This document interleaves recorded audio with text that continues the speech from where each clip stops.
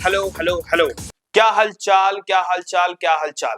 तो इसी के चलते हम शुरू करने वाले हैं क्लास 11th के सारे वन शॉट रिवीजन। आज से हम शुरू करने वाले हैं पाई टीच साइंस वाले चैनल पे, जिसमें मैं आप सबके लिए लाया हूं केमिस्ट्री का चैप्टर नंबर फर्स्ट, जिसका नाम है some basic concept of chemistry.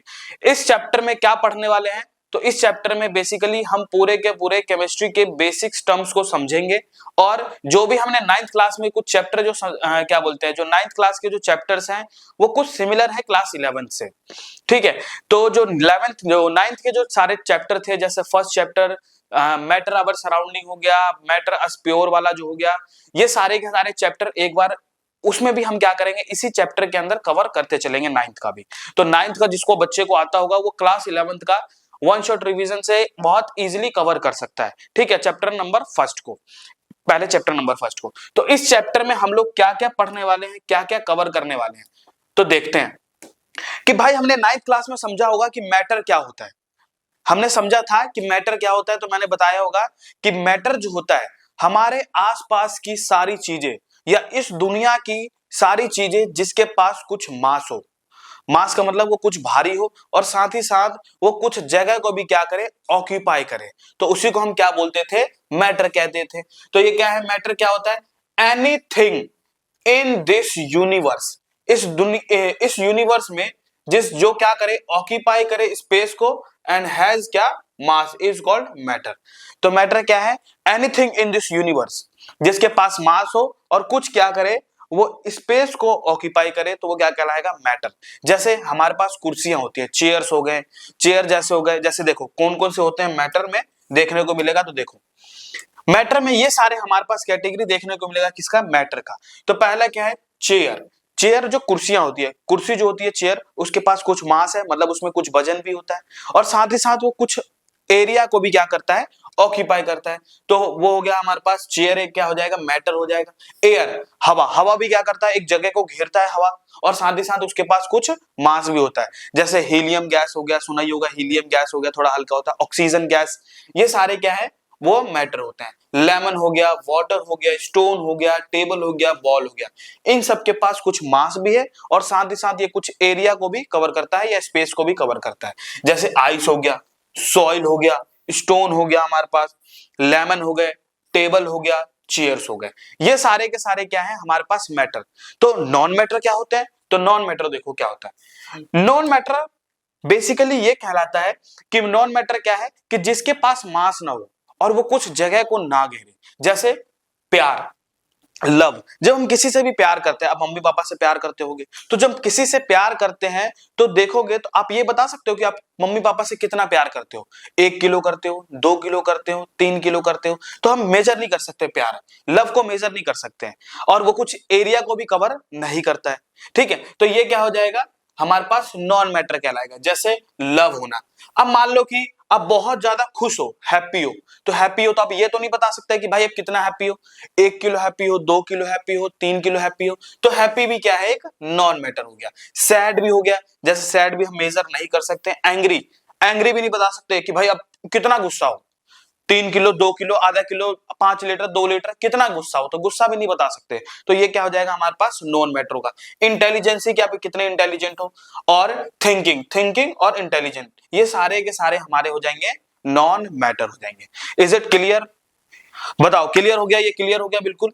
तो आगे देखते हैं, आगे देखते हैं और इसके अंदर क्या चीजें हैं। अब जो मैटर है, हमारे आसपास की जो चीजें हैं वो किस फॉर्म में दिखेगी, या तो वो सॉलिड के फॉर्म में होगी, या तो वो लिक्विड के फॉर्म में होगी, या तो वो गैस के फॉर्म में दिखेगी। तो इन तीनों के फॉर्म में दिख सकती है क्या, हमारे पास मैटर दिख सकता है। पता चल गया बात। तो सॉलिड जो है वो सॉलिड जो है वो सॉलिड क्यों होता है, भाई कोई भी ठोस चीज होता है सॉलिड, वो सॉलिड क्यों होता है। ठीक है, जैसे कि मैं दिखाऊं तुम्हें, सॉलिड सॉलिड सॉलिड सॉलिड, हमारे पास क्या पड़ा है,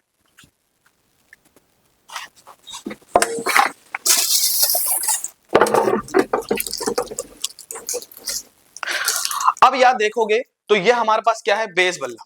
अब ये देखोगे तो ये क्या है, एक प्रकार का सॉलिड हुआ, क्योंकि इसको छूने से जल्दी से दब नहीं पा रहा, और जो सॉलिड होता है उसको हम इजीली दबा भी नहीं सकते। अब दबा के देखोगे तो दबेगा तो है नहीं, नॉर्मल सी बात है। और ये क्या होता है, पिघल भी नहीं सकता, मतलब क्या बोलते हैं, फ्लो भी नहीं कर सकता। तो फ्लो नहीं कर सकता, एक ही जगह फिक्स्ड रहेगा। अब देखो जितना ये रहेगा सॉलिड उतना ही रहेगा ये हमेशा। ऐसा तो नहीं अपने आप ही अभी 2 किलो का है, कल होके देखे तो यही वाला जो बंदा है वो आधा किलो का हो जाए, ये डंडा आधा किलो का हो जाए। तो ये फिक्स्ड शेप होती है और इसका वॉल्यूम क्या होता है, तो ये सारी कुछ इसके प्रॉपर्टीज है। जैसे देखो सॉलिड जो है वो सॉलिड क्यों होता है, क्यों, क्योंकि इसका फिक्स्ड शेप है। भाई फिक्स्ड शेप होता है कि जितना शेप है उतना ही में ही रहेगा। फिक्स्ड वॉल्यूम होता है, डू नॉट फ्लो। जो सॉलिड होता है, जैसे सॉलिड भी होता है, वो क्या कर सकता है, फ्लो नहीं कर सकता। और इसके जो पार्टिकल होते हैं, पार्टिकल का मतलब हो गया जो अंदर के इसके पार्टिकल होते हैं, जो भी जो सॉलिड बना होता है तो उसके अंदर जो छोटे छोटे पार्टिकल होते हैं वो काफी ज्यादा पास होते हैं। और पास होने से क्या होता है कि उसमें फोर्स ऑफ अट्रैक्शन, जो पार्टिकल के बीच में फोर्स जो होता है वो क्या होता है, काफी ज्यादा होता है। ठीक है, ये इनकंप्रेसिबल होता है। इनकंप्रेसिबल, हम इसको दबा नहीं सकते। जैसे एग्जांपल में ब्रिक हो गया। अब ईंट है, ईंट का यहां से यहां तक बह जाता है, नहीं बह सकता। पानी बह सकता है, फ्लूइड बह सकता है, और इसको हम इजीली दबा भी नहीं सकते, इनकंप्रेसिबल होता है। स्टोन हो गया और एक्सेट्रा, बहुत सारी चीजें देखने को मिल सकती है। लिक्विड में क्या है, no fixed shape. No fixed shape का मतलब मान लो लिक्विड को कहीं रख दोगे, अब वो लिक्विड मान लो गिर गया तो क्या होगा, पूरा छतरिया जाएगा, पूरा बह जाएगा बिल्कुल। तो वो क्या कहलाएगा, लिक्विड क्या हो जाता है, फिक्स्ड शेप नहीं होता। इसके फिक्स्ड वॉल्यूम होता है, जितना पानी रहेगा, मान लो किसी गिलास में हम पानी डालते हैं, जितना पानी होगा उसमें उतना ही पानी रहेगा, ऐसा तो नहीं है ज्यादा पानी बन जाएगा। कैन बी फ्लो, जो लिक्विड होता है वो क्या कर सकता है, एक जगह से फ्लो कर सकता है। जैसे कि बताया कि भाई पानी, आप जमीन पर डालो पानी तो देखोगे पानी क्या हो जाएगा, बहने लग जाएगा एक दूसरे से, मतलब एक जगह से दूसरी जगह तक क्या होगा, बहने लग जाएगा। क्यों, क्योंकि इसके पास क्या होता है, एक फ्लो की एबिलिटी होती है। और इसके अंदर जो पार्टिकल होते हैं वो क्या होते हैं, थोड़े लूजली पैक्ड होते हैं। लूजली पैक्ड का मतलब थोड़े से ढीले ढाले होते हैं। इतना बात पता चल गया। लिटल इनकंप्रेसिबिलिटी, मतलब इसको हल्का फुल्का लिक्विड को क्या कर सकते हैं, दबा सकते हैं, हल्का सा दबा सकते हैं, पूरा नहीं दबा सकते, हल्का दबा सकते हैं। एग्जाम्पल में जैसे क्या होता है, वाटर, मिल्क, एक्सेट्रा, ये सारी चीजें, ऑयल भी होगी, जैसे तेल हो गया ऑयल, तो ये सारी चीज क्या है हमारे पास फ्लूइड में, लिक्विड में हो जाएगा। और गैस के फॉर्म में भी मैटर दिख सकता है। जैसे गैस जो होता है वो नो फिक्स्ड शेप होता है, उसका फिक्स्ड शेप नहीं होता। क्यों, जब मान लो किसी रूम के अंदर गैस हमने डाला तो गैस क्या हो जाएगा, एक जगह से दूसरी जगह तक निकल जाएगा बिल्कुल, ठीक है, और पूरा बहने लग जाएगा हवा में ही। तो इसकी फिक्स्ड शेप भी नहीं होती। और इसका no fixed volume, volume fix नहीं होता कि भाई जहां मर्जी फैल जाएगा वो। इतना बात पता चल गया। कैन बी फ्लो, ये फ्लो कर सकता है। जो इसके पार्टिकल होते हैं वेरी लूजली पैक्ड होता है, बहुत ज्यादा लूजली पैक्ड होता है। हाईली कंप्रेसिबल, मतलब हम गैस को क्या कर सकते हैं, इजीली दबा सकते हैं। मान लो कि एक बैलून है, एक बैलून में आपने हवा भर दिया, अब उसको पिचकाओगे, दबाओगे तो क्या हो जाएगा, बैलून दब जाएगा। इसका मतलब उसके अंदर क्या है, हाईली कंप्रेसिबिलिटी है, मतलब उसमें कंप्रेसिबल होने की क्षमता ज्यादा होती है। एग्जाम्पल में जैसे क्या हो जाएगा, एयर हो जाएगा। सारी एयर जो होती है दुनिया की, वो सारा एयर हमारा क्या हो जाएगा, गैस के अंदर आएगा। बताओ क्लियर हो गया, क्लियर, और कोई दिक्कत इसके अंदर, दिक्कत, ठीक है। तो ये हमारा हो गया किसमें, प्रॉपर्टीज ऑफ मैटर में। इतना बात पता चल गया, प्रॉपर्टीज ऑफ मैटर। अब यहां पे क्या है, कुछ हमारे पास क्वांटिटी है, क्वांटिटी। अब क्वांटिटी है, उसका यूनिट क्या होता है, कैसे हम मेजर करते हैं, तो देखो मेजरेबल क्वांटिटी हमारे पास कौन सी है, पहली क्वांटिटी हमारे पास है टेम्परेचर। अब टेम्परेचर क्या होता है, ये देखो, अब टेम्परेचर के पास होती है यूनिट, क्या होती है टेम्परेचर की, हम किस में नापते हैं, केल्विन में नापते हैं। और इसका सिंबल क्या होता है, जैसे केल्विन है के, तो यहां पे सिंबल हो जाएगा इसका के हो जाएगा। लेंथ है, लेंथ जो होता है, लेंथ क्या है, एल, तो इसका एल जो होता है, लेंथ जो होता है, उसको हम किस में नापते हैं, हमेशा मीटर। जैसे कपड़ा अपड़ा हो गया, कपड़े उपड़े को किस में नापते हैं, मीटर में नापते हैं। किसी लेंथ वेंथ को नापना है तो किस में नापेंगे, मीटर में नापेंगे। इसका यूनिट सिंबल क्या है, एम हो गया। मास, मास को किस में नापेंगे, किलोग्राम। भाई कोई भी मास है, किसी चीज को हम नापते हैं, जैसे चावल, गेहूं, ये सब, तो उन सबको हम किस में नापते हैं, किलोग्राम में नापते हैं। इसको हम किस में लिखते हैं, सिंबल इसका क्या है, केजी। अब आगे है वेट, ये आगे वाले चैप्टर में आने वाले में पढ़ेंगे, ठीक है, ग्रेविटेशन। तो वेट जो होता है, वेट क्या होता है, उसका जो यूनिट होता है वो होता है न्यूटन। इसको हम एन से दिखाते हैं क्योंकि न्यूटन ने खोज किया। वॉल्यूम को देखते हैं मीटर क्यूब से, जिसकी एम की पावर कितनी होती है, 3 होती है। प्रेशर, प्रेशर का मतलब होता है दबाव, दबाव लगाना किसी भी चीज पे। तो प्रेशर जो होता है उसका यूनिट होता है पास्कल, और इसको हम किससे लिखते हैं, पीए से लिखते हैं। और लास्ट वाला जो हमारा है, देखो लास्ट वाला जो है वो है, लास्ट वाला जो है वो डेंसिटी है। क्या है, डेंसिटी। अब डेंसिटी को हम किस में नापते हैं, किलो पर क्यूबिक मीटर, मतलब किलो ऊपर रखेंगे और मीटर क्यूबिक मीटर हो जाएगा किसका, डेंसिटी का। तो ये सारे के सारे मेजरेबल कुछ क्वांटिटी है जिसको आपको पूरा याद करना पड़ेगा। और कोई दिक्कत, और कोई दिक्कत? तो इतना जो पढ़ाया है उतना कंप्लीट हो चुका है। तो आगे हम देखने वाले हैं कि और क्या है।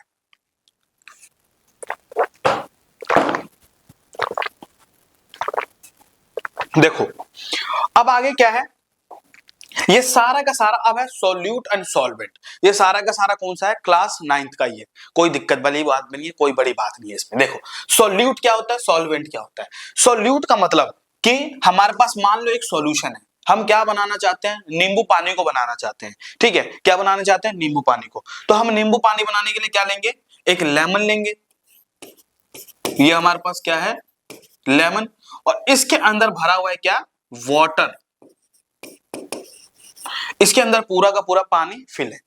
अब यहाँ पे क्या है, जो नींबू और पानी है, इन दोनों में से हम नींबू पानी बनाना चाहते हैं तो किसकी ज्यादा क्वांटिटी होगी, कौन ज्यादा मात्रा में लिया जाएगा। तो वाटर, ऑब्वियस सी बात है, वाटर को ज्यादा लेंगे और लेमन जो है वो हमसे कम डालेंगे।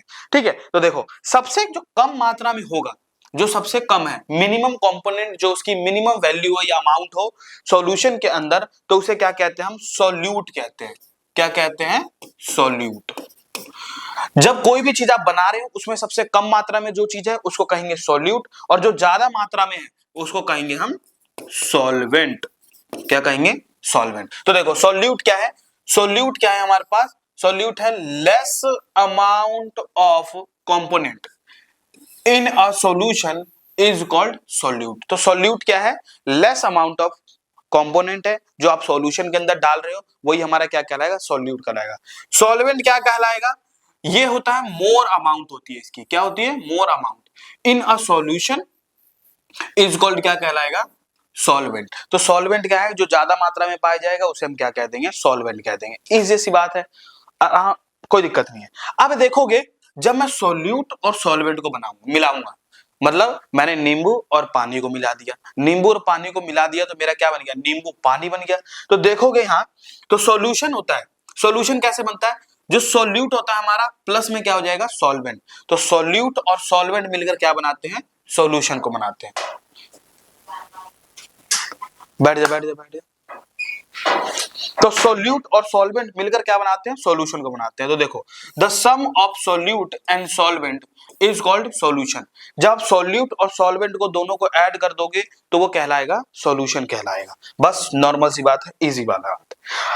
अब आगे देखते हैं कि जो हमारे पास स्टेट होता है सॉलिड लिक्विड गैस, जैसे सॉलिड लिक्विड गैस जो होती है सारी, वो कैसे चेंज होता है, उसके अंदर कैसे टेम्परेचर दिया जाता है, कौन सा फेज कैसा होता है। तो देखो इस पेज पे लिखा है हमारे पास फेज चेंज के बारे में। किसके बारे में है, फेज को चेंज करने वाला, फेज चेंज। अब फेज चेंज में देखोगे तो यहाँ पे है गैस, ये है लिक्विड और यह है सॉलिड।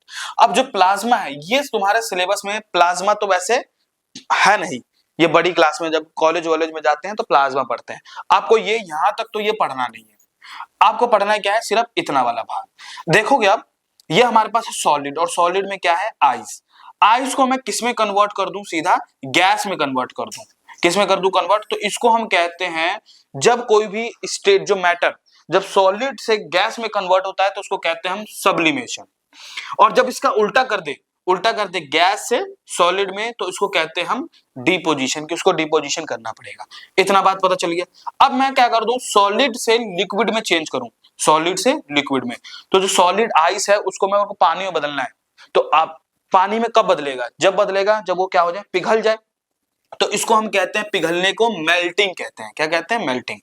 और लिक्विड से जब किस में आ जाए, सॉलिड में, मतलब मेरे को पानी को क्या बनाना है, बर्फ बनाना है, आइस बनाना है, तो फिर क्या होगा, इसको क्या करना पड़ेगा, फिर फ्रीजिंग करना पड़ेगा, फ्रीज करना पड़ेगा, ठंडा करना पड़ेगा। अब मैं किसी भी लिक्विड को गैस में कन्वर्ट करता हूं तो उसको क्या कहा जाता है, वेपराइजेशन, कि हम उसको लिक्विड को किस में चेंज कर दिए, वेपर में।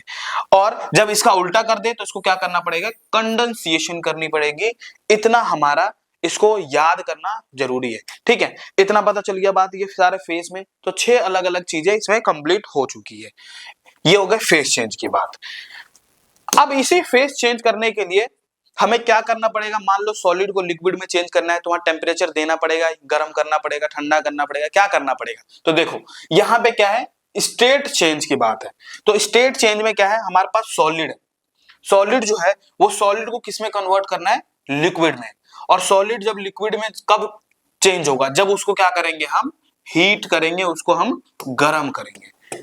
समझ में बात आ गया, जब हम क्या करेंगे, उसको गर्म करेंगे। अब मान लो लिक्विड से मेरे को सॉलिड जाना है, मतलब पानी से बर्फ में बनाना है, तो उसको क्या करना पड़ेगा, कूल करना पड़ेगा, ठंडा करना पड़ेगा। अब मान लो लिक्विड से गैस में जाना है, तो लिक्विड को गैस में जाना है तो उसको क्या करना पड़ेगा, बहुत ज्यादा गर्म करना पड़ेगा, उबालना पड़ेगा।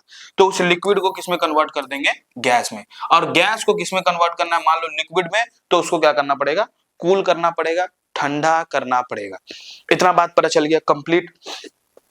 अब यहां देखोगे जो सॉलिड है वो सॉलिड कितने डिग्री सेल्सियस पे दिखता है, तो 0 डिग्री सेल्सियस पे। अब 0 डिग्री सेल्सियस पे क्या देखने को मिलेगा, सॉलिड देखने को मिलेगा। लिक्विड कितने डिग्री पे देखने को मिलेगा, 0 से 100 के बीच में, मतलब 0 के और 100 के बीच में लिक्विड देखने को मिलेगा। और जैसे आप 100 से अब कर दोगे, 100 डिग्री सेल्सियस से ज्यादा टेम्परेचर रहेगा, तो वो जो लिक्विड है वो किस में बदल जाएगा, गैस में बदल जाएगा। जैसे पहले के टाइम हमारे अर्थ के ऊपर बहुत सारे मतलब बर्फ के गोले थे। अब बर्फ जो था, जैसे ही बर्फ था वो धीरे धीरे टेम्परेचर, जब अर्थ का टेम्परेचर बढ़ा तो वो बर्फ जो है वो पिघल गया और लिक्विड हो गया, मतलब पानी में चेंज हो गया। और हमारे आसपास जो सारे वोल्केनो थे, जो वोल्केनो गर्म होने के कारण फिर पृथ्वी गर्म हुई, तो वो सारे जो लिक्विड थे वो ज्यादा टेम्परेचर से, 100 डिग्री से ज्यादा टेम्परेचर था, वो ज्यादा टेम्परेचर होने के कारण सारे जो लिक्विड है वो कहाँ चले गए, हमारे आसमान में चले गए। और आसमान में जाने के बाद वो सारा उन्होंने क्या बना दिया, स्काई का फॉर्मेशन कर दी। और ऐसे ही करते करते करते करते करते हमारे यहाँ पे क्या होता है, वाटर साइकिल देखने को मिलता है कि बारिश होती है फिर पानी जाता है, फिर बारिश होती है फिर पानी जाता है। ऐसे करते करते क्या है, हमारा अर्थ का पूरा सीजनल चेंज हुआ।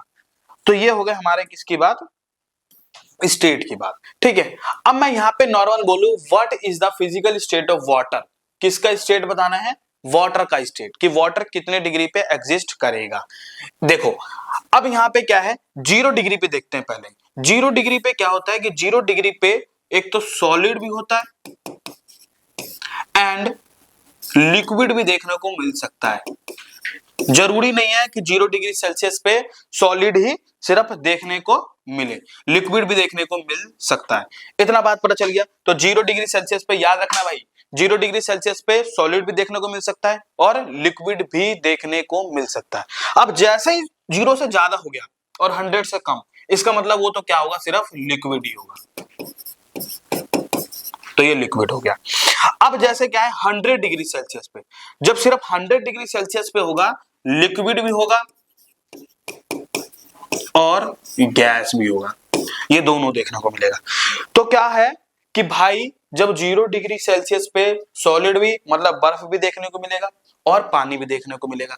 जब 100 डिग्री सेल्सियस चला जाएगा तो जो लिक्विड भी देखने को मिलेगा और गैस भी। लेकिन 100 डिग्री सेल्सियस में थोड़ा सा टेम्परेचर बढ़ा देता हूं तो वही लिक्विड किस में कन्वर्ट हो जाएगा, गैस में कन्वर्ट हो जाएगा। तो ये याद रखना है। और 0 और 100 के बीच में क्या दिखेगा, सिर्फ लिक्विड देखने को मिलेगा। मान लो कि 0 डिग्री से कम चला जाता है तो बन जाएगा वो क्या, सॉलिड बन जाएगा। समझ में आ गया। अब आगे क्या है और देखो, अब बात आती है हमारे पास identify of element and compound. हमारे पास जो है वो कौन से एलिमेंट है और कौन से कंपाउंड है। देखो तो एलिमेंट क्या होता है और कंपाउंड क्या होता है। अब जैसे क्या है, पहले पढ़ा होगा 9th क्लास में या 10th क्लास में पढ़ा होगा, एलिमेंट के बारे में पढ़ा होगा। एलिमेंट आप सबने 20 या 30 याद करे होंगे, लेकिन हमारे पास टोटल एलिमेंट कितने होते हैं, 118 एलिमेंट होते हैं जो हमारे पीरियोडिक टेबल के अंदर होते हैं। ठीक है, तो अब इसके अंदर क्या है, एलिमेंट होते हैं। एलिमेंट का मतलब होता है कि भाई जब कोई भी एक एटम या कोई भी एक ऐसा सिंबल दिया गया, 20 जो एलिमेंट हमारे पास है उसको याद करना है डायरेक्ट। अब जो 20 है उसमें तो उसके अंदर होगा carbon, nitrogen, oxygen, fluorine, neon, ये सारे के सारे क्या है, हमारे एलिमेंट है। अब मान लो 2 या 2 से ज्यादा एलिमेंट क्या हो जाते हैं, कंबाइन हो जाते हैं। जैसे कि मान लो कि कंपाउंड देखो, तो जो हाइड्रोजन है और प्लस हो जाए किसमें, ऑक्सीजन में, हाइड्रोजन और ऑक्सीजन मिल जाते हैं तो क्या बना देंगे, वाटर। तो देखोगे हाइड्रोजन क्या है, एक एलिमेंट है, ऑक्सीजन क्या है, एक एलिमेंट है। अब ये दोनों एलिमेंट मिल गए, 2 एलिमेंट आपस में मिल जाते हैं तो वो क्या बना देंगे, कंपाउंड को बनाएंगे। क्या बना देंगे, कंपाउंड को बना देंगे। जब दो या दो से ज्यादा एलिमेंट कंबाइन हो जाए, जुड़ जाए, तो वो क्या बना देंगे, कंपाउंड बना देंगे। तो एलिमेंट देखो जो सिंगल पाया जा रहा है, जैसे सिल्वर, सिल्वर क्या होता है, सिल्वर जो एलिमेंट है उसको हम दिखाते हैं किससे, ए और जी से, एजी हो गया, तो ये क्या है, एक हमारा एलिमेंट है, कंप्लीट। वाटर, वाटर का फॉर्मूला बताओ क्या होता है, वाटर का फॉर्मूला होता है H2O, H2O होता है। तो देखोगे इसके अंदर हाइड्रोजन है और ऑक्सीजन है, इसका मतलब दो एलिमेंट जुड़ गए, तो दो एलिमेंट जुड़ गए तो ये बन जाएगा क्या, कंपाउंड बन गया, कंपाउंड। सॉल्ट, सॉल्ट क्या होता है, नमक, नमक को हम लिखते हैं NaCl, NaCl में कितने एलिमेंट है, सोडियम है एक तो और एक क्लोरीन है, तो ये भी क्या है, एक कंपाउंड है। कार्बन, कार्बन क्या है, सिर्फ C, तो C क्या होता है, सिर्फ कार्बन एक एलिमेंट है जो कितने नंबर पे आता है, 6 नंबर पे। अब कार्बन डाइऑक्साइड, कार्बन डाइऑक्साइड क्या होता है, CO2, तो CO2 के अंदर दो का एलिमेंट आ गए, तो कार्बन है और एक ऑक्सीजन, तो ये हो जाएगा कंपाउंड। इतना समझ में आ गया भाई, तो एलिमेंट और कंपाउंड पता चल गया। अब आगे देखो गोल्ड, गोल्ड क्या है, एक प्रकार का एलिमेंट है, गोल्ड एक एलिमेंट है। आयरन सल्फेट, आयरन सल्फेट का फॉर्मूला होता है FeSO4, देखोगे इसमें आयरन भी है, सल्फर भी है, ऑक्सीजन भी है, तो ये ऑब्वियस सी बात है क्या हो जाएगा, ये कंपाउंड होगा, कंपाउंड हो गया। अब क्या है, वुड, ये बहुत इंपॉर्टेंट है, लकड़ी जो होती है वो एलिमेंट है या कंपाउंड है, तो एलिमेंट या कंपाउंड है, ये बच्चों को थोड़ा सा दिक्कत आती है समझ में कि जो लकड़ी है वो एलिमेंट है या ये कंपाउंड है। तो देखो लकड़ी जो होती है, लकड़ी जब जलती है तो उसके अंदर क्या निकलता है, क्या निकलता है, कार्बन निकलता है, और कार्बन निकलता है इसका मतलब उसके अंदर क्या होगा, एक ही कार्बन है, तो कार्बन एक प्रकार का क्या है, एलिमेंट है। मतलब ये पहली बार पता चला होगा कि भाई जो वुड है, लकड़ी है, वो लकड़ी क्या है, एक प्रकार का एलिमेंट है, कंपाउंड नहीं है, क्योंकि इसके अंदर क्या पाया जाता है, कार्बन पाया जाता है। जैसे 10th क्लास में चैप्टर पढ़ा हुआ कार्बन इट्स कंपाउंड, जब हम किसी भी चीज को जलाते हैं तो उसके अंदर क्या निकलता है, काला काला कार्बन निकलता है, कार्बन निकलता है, इसका मतलब उसके अंदर एलिमेंट होगा। कॉपर क्या होता है, Cu होता है कॉपर, और कॉपर क्या है, एक प्रकार का एलिमेंट हो गया। एल्यूमिनियम, एल्यूमिनियम क्या होता है, Al होता है, और Al क्या है, एक एलिमेंट है ये भी, ठीक है। तो ये हो गए हमारे एलिमेंट और कंपाउंड हो गए, इतना बात पता चल गया, एलिमेंट और कंपाउंड, एलिमेंट और कंपाउंड। अब यहां पे क्या है कि एलिमेंट और कंपाउंड के बीच में हम डिफरेंस देखें, क्या देखें, एलिमेंट और कंपाउंड के बीच में डिफरेंस, कि भाई एलिमेंट क्या होता है और कंपाउंड क्या होता है। तो देखो एलिमेंट में जैसे कार्बन, नाइट्रोजन, ये सारे एलिमेंट होते हैं। अब एलिमेंट के अंदर जो सारे जो एलिमेंट जो बने होते हैं वो सेम टाइप्स ऑफ उससे बने होते हैं, क्या बोलते हैं, एटम से मिलकर बने होते हैं या पार्टिकल होते हैं। मतलब मान लो कोई सोडियम एलिमेंट है, तो सोडियम एलिमेंट जो है उसके अंदर सिर्फ सोडियम के ही पार्टिकल होंगे, सारे के सारे, वो सारे के सारे क्या होंगे, चाहे उसको तोड़ दो चाहे काट दो तो रहेगा, तो वो क्या है, सोडियम के ही पार्टिकल रहेंगे। और एलिमेंट क्या, कंपाउंड क्या होता है, कंपाउंड है जब दो या दो से ज्यादा एलिमेंट जुड़ जाते हैं, कंबाइन करते हैं इन अ फिक्स्ड रेशियो, उसमें रेशियो फिक्स होती है, तो उसको क्या कहते हैं, हम कंपाउंड कह दिया करते हैं। तो देखो एलिमेंट क्या होता है, तो एलिमेंट होता है made by similar kind of element, जो एलिमेंट जो होते हैं वो एटम कैसे होते हैं, सेम टाइप्स के, मतलब सेम टाइप्स के होते हैं, और इसको क्या करते हैं, रिप्रेजेंटेटेड, क्या बोलते हैं, रिप्रेजेंट करते हैं किससे, हम यूजिंग द सिंबल, सिंबल से दिखाते हैं, और can not be broken into smaller substance by chemical reaction. अब क्या है, जब कोई भी एलिमेंट है उसको हम तोड़ नहीं सकते हैं। मान लो हमारे पास क्या है, एक आयरन है, आयरन भी एक प्रकार का क्या है, एलिमेंट है, कॉपर और गोल्ड। मान लो मैं इस गोल्ड को बीच में से तोड़ देता हूं, तो तोड़ देता हूं, बीच में से काट देता हूं या कुछ भी कर देता हूं, तो उसके अंदर पार्टिकल जो होंगे वो सेम ही रहेंगे ना, कोई उसको सेपरेट ही नहीं कर सकते।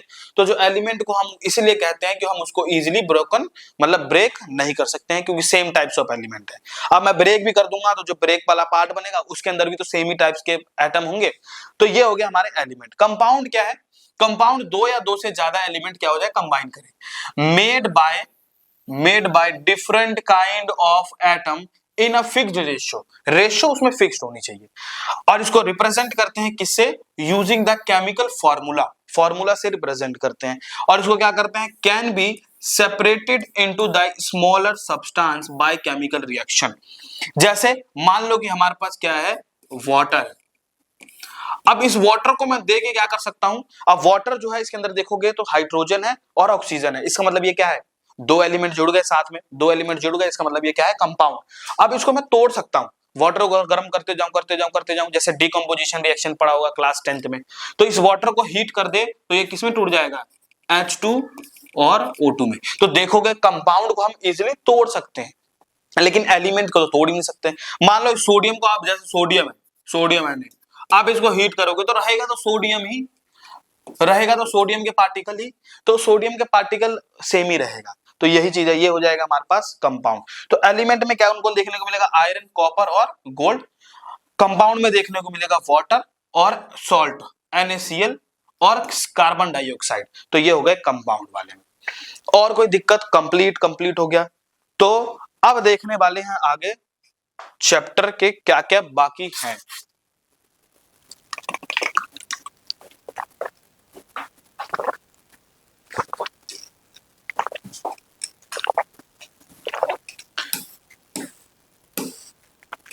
अब जो स्टेट चेंज पढ़ा था कि भाई सॉलिड जो होता है लिक्विड होता है,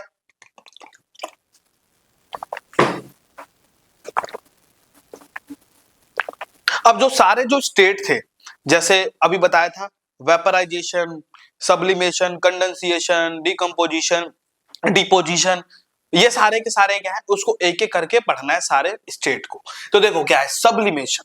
सब्लिमेशन में जो शब्द आ रहा है पहला, वो क्या है, एस। क्या है, एस। तो हम एस से क्या करते हैं, इसको जो हमारा सॉलिड होता है, सॉलिड को कन्वर्ट करते हैं किसमें, गैस में। तो सॉलिड से जब गैस में कन्वर्ट हो जाए, सॉलिड से सीधा गैस में, तो इसी को हम कहते हैं सब्लिमेशन। तो सब्लिमेशन क्या है, देखो, the change of state from solid to gas, किसे, solid to gas, without change in liquid, मतलब लिक्विड में चेंज नहीं होगा, इज कॉल्ड सब्लिमेशन। जैसे एग्जांपल में होता है dry ice, naphthalene ball, camphor. Camphor को हम कहते हैं कपूर कहते हैं। कपूर जो होता है, जब पूजा वूजा होता है तो पूजा वूजा करते हैं तो कपूर जलाया जाता है। तो कपूर को देखोगे तो कपूर को जलाओगे तो जो कपूर है छोटे छोटे जो गोले गोले से होते हैं, ये देखो कपूर, ये वाला है कपूर। तो कपूर को जब जलाओगे तो ये जो सॉलिड होता है वो सीधा गैस में बदलता है, लिक्विड फॉर्म इसकी नहीं बनती है। तो ये क्या होता है, सब्लिमेशन। जैसे नेपथलीन बॉल, कभी टॉयलेट वॉयलेट वगैरह में जाओगे तो उसमें देखोगे तो उस टॉयलेट के अंदर देखोगे तो छोटे छोटे गोले गोले से नेपथलीन बॉल रखे होते हैं, जो स्मेल ज्यादा ना आए इसलिए उसको रखा जाता है उसके अंदर। तो नेपथलीन बॉल भी क्या करता है, लिक्विड मतलब सॉलिड से सीधा कन्वर्ट हो जाता है किसमें, गैस में कन्वर्ट होता है। समझ में आ गई बात। और ड्राई आइस देखोगे तो ड्राई आइस को जब हाथ पे रखोगे तो वो सीधा सॉलिड से किस में कन्वर्ट हो जाएगा, गैस में। तो ये हो जाएगा सब्लिमेशन, हमारा कंप्लीट हो गया। अब इसी की बात आती है इवेपराइजेशन और एक होता है वेपराइजेशन। तो दोनों समझना है क्या होता है। देखो इवेपराइजेशन क्या होता है, तो इवेपराइजेशन होता है द चेंज ऑफ स्टेट, क्या होगा, the change of state from किससे, लिक्विड टू गैस, किसे, liquid to gas, without boiling phase is called vaporisation. Boiling phase का मतलब होता है इसको ऐसा नहीं है बिल्कुल उबाल के ही हम फेस को चेंज कर रहे हैं, तो बिना उबाले भी क्या कर सकते हैं, इसको हम बदल सकते हैं दूसरे स्टेट में। जैसे इसको कन्वर्ट करना है किसमें, लिक्विड से गैस में। जैसे एग्जांपल में देखो क्या है, वेट क्लॉथ ड्राई इन सन। अब क्या करते हो, जो वेट क्लॉथ होती है हमारी, मान लो गीला कपड़ा है, अब जो गीला कपड़ा है वो क्या हो जाता है, वो ड्राई हो जाता है सन के कांटेक्ट में। तो ये ज्यादा इसको, अब ये देखोगे तो कपड़ा जो होता है ऐसा तो नहीं बिल्कुल बहुत ज्यादा टेम्परेचर हो जाता है, और ज्यादा टेम्परेचर हो जाता है तो मेरा कपड़ा ही जल जाएगा। तो कम टेम्परेचर पे लिक्विड से किस में चेंज हो जाता है, गैस में। तो यही होता है इवेपराइजेशन। जैसे ये हमारी मोहतरमा दिख रही है, तो इसमें क्या होता है, ड्राइंग ऑफ वेट हेयर। जब कभी भी नहाते हैं लड़कियां तो उससे क्या हो जाता है, बाल गीले हो जाते हैं, तो थोड़ी देर बाद देखोगे आफ्टर सम टाइम तो जो बाल होते हैं वो सूख जाते हैं। तो सूख जाते हैं तो कम टेम्परेचर मिलता है और लिक्विड किसमें चेंज हो जाता है, गैस में बदल जाता है, और वो फिर बाद में ड्राई हो जाती है। जैसे hot tea get cool over time. जब समय के हिसाब से जब जो गर्म चाय होती है वो धीरे धीरे थोड़ी देर तक छोड़ दोगे ऐसे ही तो वो ठंडा हो जाएगा। तो यही हमारा उसके अंदर क्या देखने को मिलता है, इवेपराइजेशन देखने को मिलता है। इतना बात पता चल गया। अब ये जो इवेपराइजेशन है, इवेपराइजेशन कई चीजों पे डिपेंड करता है। तो इसको डिपेंड करने वाला क्या है, what are the factor affecting of vaporisation. Vaporisation को कौन कौन सी चीजें जो है फैक्टर अफेक्ट करता है। पहला क्या है, एक्सपोज्ड सरफेस। एक्सपोज सरफेस मतलब कि भाई सरफेस को हम फैला देते हैं, ठीक है, एक्सपोज सरफेस कर सकते हैं। इंक्रीजिंग ऑफ टेम्परेचर, ह्यूमिडिटी और विंड, इन सब चीजों पे वेपराइजेशन जो है वो अफेक्ट होती है। जैसा कि मान लो कि आपने कपड़ा सुखाया, अब कपड़ा सुखाया, कपड़ा को ऐसे ही मतलब क्या बोलते हैं पूरा फैलाया नहीं और ऐसे सुखड़ा के ऐसे रख दिया कपड़े। अब रख दिया कपड़े तो उस कपड़े में क्या होगा, बहुत जल्दी सूखेगा नहीं। अब मान लो कि एक कपड़ा है जिसको हम पूरा फैला दिए, तो फैला देंगे तो जब वहां पे धूप पड़ेगी तो वो क्या होगा, उसके जो सारे जो पानी है उसके अंदर कपड़े के अंदर वो क्या हो जाएगा, भाप में बदल जाएगा, तो वो जल्दी सूख जाएगा, मतलब इवेपराइजेशन वहां पे जल्दी हो जाएगी। तो एक्सपोज सरफेस भी जरूरी है। और इंक्रीजिंग टेम्परेचर, गर्मी ज्यादा होगी तो वाटर ऑब्वियस सी बात है गैस में बदल जाएगा। हर ह्यूमिडिटी, ह्यूमिडिटी का मतलब कि हमारे आसपास जो है थोड़ा हुमस, हुमस नहीं कि जैसे ओस वाला सिस्टम नहीं होता कि क्या बोलते हैं कि ज्यादा ठंडा मौसम रहे, तो वहां पे भी क्या होगा, इवेपराइजेशन मतलब जल्दी हो नहीं पाएगी। तो ये सब पे डिपेंड करता है। तो देखो सर, एक्सपोज सरफेस का मतलब क्या है, ऑन इंक्रीजिंग सरफेस एरिया, जब मैं सरफेस एरिया इंक्रीज कर दूंगा of liquid, rate of vaporisation is increase. जब सरफेस एरिया बढ़ा दोगे, कपड़े को खोल दोगे पूरा, तो जो उसके अंदर पानी है वो जल्दी से उड़ जाएगा ऊपर, उसी को क्या करेंगे, इवेपराइजेशन कहेंगे। इतना बात पता चल गया। अब क्या है, इंक्रीजिंग ऑफ टेम्परेचर में क्या है, इंक्रीजिंग ऑफ काइनेटिक एनर्जी। जब आप टेम्परेचर ही बढ़ा दोगे, टेम्परेचर बढ़ा दोगे, बढ़ाते जाओगे, तो वो जो सारे जो पार्टिकल है लिक्विड के पार्टिकल वो गैस में बदल जाएंगे, जिसमें hence particle the rate of evaporation भी इंक्रीज हो जाएगा। ह्यूमिडिटी क्या होता है, when the humidity of air, degree of dampness of air, मतलब डैम्पनेस का मतलब होता है कि जहां ठंडा इलाका हो, थोड़ा जहां पे ओस वोस ज्यादा गिरता है, तो वहां ऑब्वियस सी बात है भाई, जहां ओस वोस ठंडा मौसम रहेगा, कपड़ा वहां जल्दी सूखेगा नहीं, क्योंकि वहां पे इवेपराइजेशन जल्दी से हो नहीं पाएगा। तो इवेपराइजेशन रेट क्या हो जाएगी वहां पे, स्लो हो जाएगी। अब मान लो कि उसमें ह्यूमिडिटी कम है तो उसमें क्या हो जाएगा, रेट ऑफ वेपराइजेशन बढ़ जाएगी। और लेस क्या हो जाएगा, ह्यूमिडिटी ज्यादा होगा तो उसमें लेस इवेपराइजेशन देखने को मिलेगा। खत्म कहानी। Wind, when wind speed is increase the rate of evaporation is increase, मतलब जब हवा तेज चलने लग जाएगी तो कपड़ा भी क्या हो जाएगा, जल्दी सूख जाएगा। इतना बात पता चल गया। ये हो गया हमारे फैक्टर अफेक्टिंग ऑफ इवेपराइजेशन। अब हम आगे करने वाले हैं physical change and chemical change. क्या करने वाले हैं, फिजिकल चेंज और केमिकल चेंज। इतना कर लिया, क्लियर हो गया, क्लियर।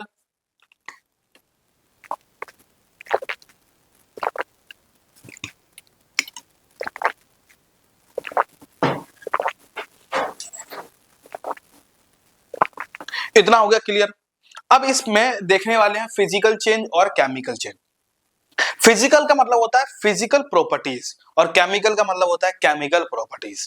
जहां पे केमिकल का मतलब वहां पे केमिकल रिएक्शन हो रहा हो, फिजिकल में हम उसको फिजिकली कुछ कर रहे हैं। जैसे हमारे पास ये पेन है, अब मैं इस पेन को क्या कर दूं, तोड़ दूं इसको यहां से, तो तोड़ दूं तो ये क्या हो जाएगा, पहले तो इतना बड़ा पेन था, अब इसको तोड़ देंगे तो क्या हो जाएगा, आधा आधा पेन हो जाएगा। मतलब इसके हमने फिजिकल प्रॉपर्टी को हमने चेंज कर दिया, जैसा शेप था उसकी शेप बदल दी हमने, या काट दिया उसको। मान लो कोई भी पेज है, पेज को बीच में से फाड़ दोगे तो उसमें क्या होगा, उसका फिजिकली मतलब क्या बोलते हैं, फट जाएगा वो।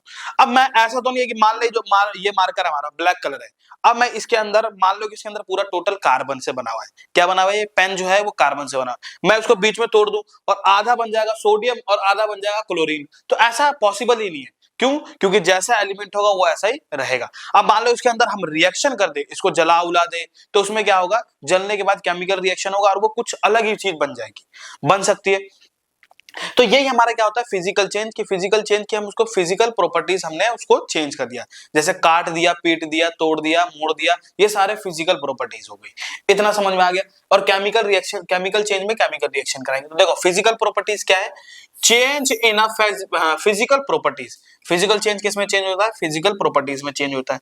No new substance product is formed, मान लो कि मैं इसको तोड़ दूंगा बीच में से फिजिकली, तो ऐसा तो नहीं अलग अलग चीज बन जाएगा, तो ये क्या होगा, न्यू सब्सटेंस फॉर्म नहीं होगा। इसको इजिली रिवर्सिबल कर सकते हैं। इजिली रिवर्सिबल का मतलब जैसा था उसको हम दोबारा चेंज कर सकते हैं। जैसे एग्जांपल में क्या है, मेल्टिंग ऑफ वैक्स, जो वैक्स है वो मेल्ट हो रही है, पिघल रही है, ग्रोथ ऑफ प्लांट और मेल्टिंग ऑफ आइस, ये सारे के सारे क्या है, फिजिकल चेंज होता है। अब मैं इस पानी है, बर्फ है, बर्फ को मैं किसमें चेंज कर दूं, मान लो लिक्विड में, इसको क्या बोलते हैं, गर्म करके जो आइस जो है उसको चेंज कर रहे हैं हम किसमें, लिक्विड में। तो जब मैं लिक्विड को फिर ठंडा कर दूंगा तो आइस बन जाएगा, मतलब हम दोबारा इसको हम रिवर्सिबल कर सकते हैं। अब यहां देखोगे केमिकल चेंज में क्या है, change in a chemical properties, new product are formed. New product का मतलब होता है एक अलग चीज बन जाती है और नॉट इजिली रिवर्सिबल। जैसा कि मान लो आपने खाना खाया और आपका फूड का डाइजेशन हुआ, ठीक है, फूड डाइजेशन हो गई, आपने खाना खा लिया, डाइजेशन हो गया और आपके शरीर में वेस्ट मटेरियल निकला है। अब क्या उस वेस्ट मटेरियल को दोबारा हम खाना बना सकते हैं, नहीं बना सकते, तो ये क्या होगा, नॉट अ इरिवर्सिबल प्रोसेस, इसको हम इजीली रिवर्सिबल नहीं कर सकते। जैसे मान लो कि ये रस्टिंग ऑफ आयरन, जब किसी भी आयरन के ऊपर जंग लग जाएगी तो हम दोबारा उसको वैसा ही नया में नहीं बदल सकते। हाँ, उसके ऊपर पेंट वेंट करके बचा सकते हैं उसको, लेकिन नया में जैसा था वैसा नहीं बदल सकते। अब है वुड बर्निंग, लकड़ी को जब जलाते हैं तो जल गया लकड़ी, तो क्या लकड़ी को दोबारा फिर लकड़ी बनाया जा सकता है जो पहले था, वैसा भी नहीं चेंज कर सकते। तो ये तो क्या, फिजिकल चेंज एंड हमारा केमिकल चेंज। इतना बात पता चल गया, केमिकल चेंज, फिजिकल चेंज। अब हम बात करने वाले हैं किसके ऊपर, मिक्सचर के ऊपर। किसके ऊपर, मिक्सचर के ऊपर। तो देखो मिक्सचर क्या होता है, मिक्सचर दो प्रकार की है, 9th क्लास वाली है, इजी बात है। इजी में क्या है, देखो मिक्सचर क्या होता है, मिक्सचर होता है यूनिफॉर्म कॉम्पोजिशन हो जाती है, यहाँ पे क्या होती है, ठीक है। और हेट्रोजीनियस मिक्सचर कौन सा होता है, इसमें नॉन यूनिफॉर्म कॉम्पोजिशन होता है। अब समझो क्या होता है इसके ऊपर, देखो हमने क्या करा, यहाँ पे एक बना दिया बीकर, क्या बना दी, बीकर बना दिया, मान लो बीकर बना दिया, इसको बीकर बना देते हैं, ये हमने बना दिया एक बीकर मान लो। अब इसके अंदर हम डाल रहे हैं सॉल्यूशन को। अब इसके अंदर मैंने पूरा का पूरा क्या भर रखा है, पानी कंप्लीटली फिल कर रखा है, भर रखा है पानी, वाटर फिल है इसके अंदर।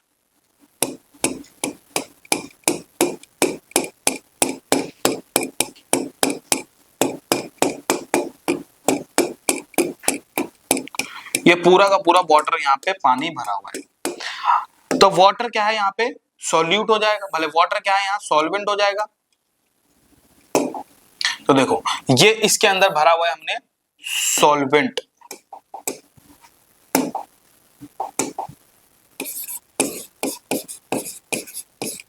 ये इसके अंदर भरा है सॉल्वेंट। अब इसी के अंदर मैंने क्या डाल दिया, छोटा सा सॉल्यूट डाल दिया, कोई जैसे लेमन मान लो, इधर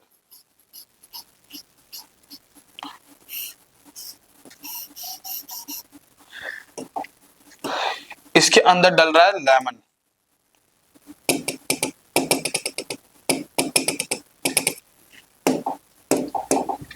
ये हमारा क्या है, ये जो चीज है ये होगा सॉल्यूट। सॉल्यूट क्या होता है, जो कम मात्रा में, सॉल्वेंट जो है वो ज्यादा मात्रा में, ठीक है। अब इस सॉल्यूट को मैंने डाल दिया किसमें, सॉल्वेंट में। तो देखोगे इसके अंदर कि जब मैं इस सॉल्यूट जो मैंने डाला है, ये पूरा का पूरा इसके अंदर यूनिफॉर्म कॉम्पोजिशन हो जाता है, घुल जाता है पूरा, क्या हो जाता है, पूरा घुल जाता है। और इसके जो पार्टिकल्स हैं इसके अंदर, छोटे छोटे जो कण होंगे, वो पूरा इसमें यूनिफॉर्म कॉम्पोजिशन आता है, मतलब हर जगह पार्टिकल इसके चले जाते हैं और ये पूरा का पूरा पानी में मिक्स हो जाता है। तो ये जो पूरा का पूरा जो देखोगे सॉल्यूट जो मैंने डाला है, ये जो लेमन जो डाला है, ये पूरा का पूरा क्या हो गया, इस पानी के अंदर, सॉल्यूशन के अंदर मिक्स हो गया है। तो इसी को हम कह देते हैं, क्या कह देते हैं, होमोजीनियस मिक्सचर। क्या कहते हैं, होमोजीनियस मिक्सचर कह देते हैं, होमोजीनियस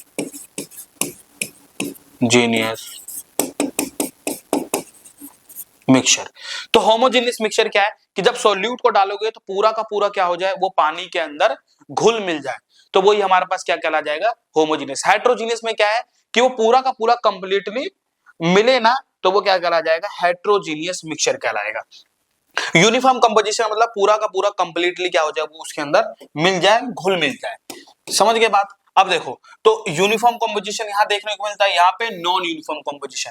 जैसे आप मिट्टी को पानी के अंदर डालो, अब थोड़ी देर बाद उस कप को रख दोगे या बीकर को रख दोगे तो देखोगे सारा जो मिट्टी है वो क्या हो जाएगा, धीरे धीरे धीरे धीरे नीचे की ओर आएगा और वो सेटल हो जाएगा और तो नीचे बैठ जाएगा। अब बैठ जाएगा इसका मतलब वहां क्या हो जाएगा, नॉन यूनिफॉर्म। ऊपर तो पूरे पार्टिकल है भी नहीं मिट्टी के, मतलब अनयूनिफॉर्म हो गया, ऊपर है नहीं नीचे ज्यादा है। और लेकिन होमोजीनियस में क्या था, पूरा का पूरा घुल मिल रहा था, तो ये हो जाएगा हमारे पास हेट्रोजीनियस। और क्या है, component can not be separate easily. जब हमने मिक्स कर दिया पूरा, जैसे नमक और पानी को हमने मिक्स कर दिया पूरा अच्छे तरीके से, पूरा घुला मिला दिया, तो देखोगे उसके अंदर जो सारे जो नमक है वो क्या हो गया, पानी में मिल जाता है। मिलने के बाद उसको दोबारा हम जो नमक है उसके अंदर से हम निकाल नहीं सकते हैं, तो ये हो जाएगा होमोजीनियस मिक्सचर। और ये इसको क्या है, component can be easily separate, इसको हम इजिली सेपरेट करते हैं। मिट्टी नीचे रह गई तो मैं पानी को क्या करूंगा, बाहर रख दूंगा, मिट्टी देखोगे तो नीचे बैठ के उस मिट्टी को हम अलग कर सकते हैं। इसके अंदर क्या होता है, नो विजिबल बाउंड्री, इस पे बाउंड्री कोई नहीं देखने को मिलती, यहाँ पे पूरा का पूरा मिक्स ही हो जाता है। और यहाँ पे बाउंड्री देखने को मिलता है कि पानी जो है वो ऊपर है और मिट्टी जो है वो क्या है, नीचे है। और क्या है, कंपोनेंट आर नॉट विजिबल, इसके अंदर not visible to naked eyes, मतलब नेक्ड आईज मतलब नंगी पुंगी आंखों से, अपनी आंखों से नहीं देख सकते। क्यों नहीं देख सकते, क्योंकि जब नमक को डालोगे पानी के अंदर तो पूरा का पूरा मिल जाएगा पानी में, चाहे चीनी डालो, चाहे नमक डालो, चाहे लेमन डालो, वो पूरे के पूरे क्या हो जाता है, पानी के अंदर मिक्स हो जाएगा। मिक्स हो जाएगा इसका मतलब वो आंख से दिखेगा नहीं, तो ये होगा नॉट विजिबल। लेकिन हेट्रोजीनियस मिक्सचर को देखोगे, जब मिट्टी डालोगे तो उसके अंदर कंपोनेंट क्या होगा, are visible to naked eyes, जब आप नंगी पुंगी आंखों से इसको देख सकते हो। जैसे एग्जांपल में होमोजीनियस में सॉल्ट को डिसॉल्व कर दो किसमें, वाटर में, नमक को पानी में डाल दो और पूरा अच्छी तरह से मिला दो। शुगर को डाल दो किसमें, वाटर में, तो चीनी को डाल दोगे वाटर में तो ये भी हो जाएगा। सॉइल को डिसॉल्व कर दें इन वाटर, सॉइल को किसमें डाले, पानी में, तो मिट्टी क्या हो जाएगी, नीचे बैठ जाएगी। फिर आ गया ऑयल डिसॉल्व इन वाटर, तेल को जब पानी के अंदर डालोगे तो तेल देखोगे तो ऊपर छतिया आ जाएगा, पूरा ऊपर की ओर फ्लोट करेगा। क्यों, तो वहां पे क्या हो जाएगा, अनयूनिफॉर्म कॉम्पोजिशन हो जाएगा, पूरे तरीके से जो तेल है वो मिलता नहीं है सॉल्यूशन के अंदर। तो ये हो गया हमारे होमोजीनियस एंड हेट्रोजीनियस। अब ये जो मिक्सचर है और कंपाउंड, कंपाउंड भी पढ़ा है कि दो या दो से ज्यादा एलिमेंट कंबाइन करते हैं, और मिक्सचर क्या होता है कि होमोजीनियस मिक्सचर और हेट्रोजीनियस मिक्सचर है, वो समझना है। इन दोनों के बीच में क्या डिफरेंस है, तो जनरली कोई टीचर इसको जल्दी से कराता नहीं है मिक्सचर और कंपाउंड में, फिर भी मैंने क्या करा, इसको अलग से एक मैंने पीपीटी लाया और स्क्रीनशॉट खींच के इसको जोड़ दिया। तो देखो अब क्या है, तो दिख रहा होगा, आप सबको दिख ही रहा होगा ये कि भाई मिक्सचर जो है वो मिक्सचर क्या होता है, कंपाउंड क्या। तो देखो कंपाउंड क्या है, element react to form new compound. जैसे मान लो सोडियम है और क्लोरीन, जब वो सोडियम और क्लोरीन मिल जाते हैं तो क्या बना देते हैं, सोडियम क्लोराइड, जिसको हम क्या कहते हैं, सॉल्ट कह देते हैं, नमक। तो देखोगे दो एलिमेंट मिल गए और उन्होंने क्या बना दिया, दोनों एलिमेंट जुड़ गए, कंबाइन कर गए, तो ये क्या बना दिए, यहाँ पे NaCl बना दिया। अब आगे क्या है, the composition of each new substance is always fixed. अब यहाँ पे जो कॉम्पोजिशन बनेगी वो क्या होगी, हमेशा ऑलवेज फिक्स होगी। भाई यहाँ सोडियम क्लोरीन है तो सोडियम क्लोरीन के ही पार्टिकल यहाँ पे होंगे, ऐसा नहीं यहाँ कार्बन बन जाएगा। भाई यहाँ पे हमने सोडियम क्लोराइड लिया और यहाँ पे कार्बन टेट्राक्लोराइड बन गया, कुछ अलग ही प्रोडक्ट बन गया, तो ऐसा नहीं है, जो एलिमेंट होगा वही एलिमेंट यहाँ पे भी बनेगा। तो the new substance has totally different properties. जैसे देखोगे शुरू में क्या है, सोडियम और क्लोरीन है और यहाँ पे बन गया सोडियम क्लोराइड बन गया। इतना समझ कि पहले वर्ल्ड वॉर के टाइम एक कहानी बताता हूं आप सबको कि भाई वर्ल्ड वॉर के टाइम क्या था कि अभी देखो सोडियम होता है और क्लोरीन होता है, ये दोनों मिल जाते हैं और क्या बना देते हैं, सोडियम क्लोराइड बना देते हैं। ठीक है, तो ये क्या है हमारा, सोडियम है, क्लोरीन है और ये कॉमन सॉल्ट है।